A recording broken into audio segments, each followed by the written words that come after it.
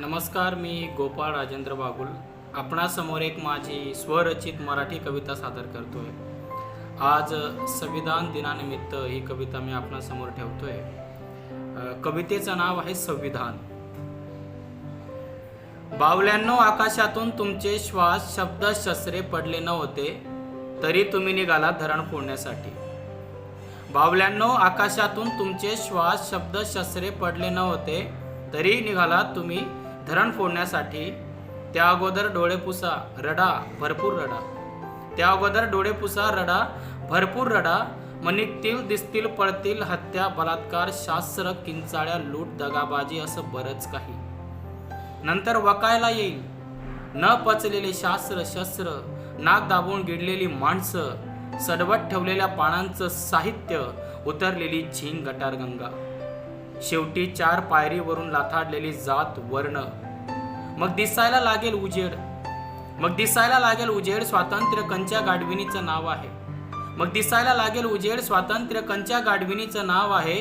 घामाचं बाष्पीभवन, साखरदंडांच्या रिंगणात काही महामानवी रूपरेषा, अपहरण केलेले हास्य, ॲसिड रेनचा आकांत, संमोहनी पाऊस, कुपोषित असलेली पुस्तकांची गोदामं, एसीत थिसलेली आटलेली बुद्धी, फॅक्टरीतून सोडलेलं काळशार रक्त, भूमिगत अदृश्य असलेली तुरुंग, भल्या भल्या इमारतीतल्या हाडांच्या सांगाड्यांनी मजबूत केलेले भरभक्कम पाये, बाजारी लचक्यांनी चोरलेलं कॅल्शियम माणसातलं, बंगल्यांसमोर गार्डनमध्ये जिवंत गड्याखाली दफनवलेले कवी, चित्रकार, शिल्पकार, प्राध्यापक, विद्रोहाच्या ज्वालातून निघणारा लावा दलित, नभातून येणारा पंचशील मुद्रेतला हात, म्युझियममध्ये ठेवण्याजोगा रक्तरंजित पश्चातापी इतिहास, शिकवण, जळणारी पणती, माणसाने पेटवलेली नामदेव ढसाळ, वेळोवेळी भुकेजवळ तहानेजवळ चालत आलेली पावलं, वेळोवेळी भुकेजवळ तहानेजवळ चालत आलेली पावलं, महामानवी अंकुरांची सुपीक जमीन, महामानवी अंकुरांची सुपीक जमीन, धरणानं स्वातंत्र्य केलेला भारतीय शेतकरी।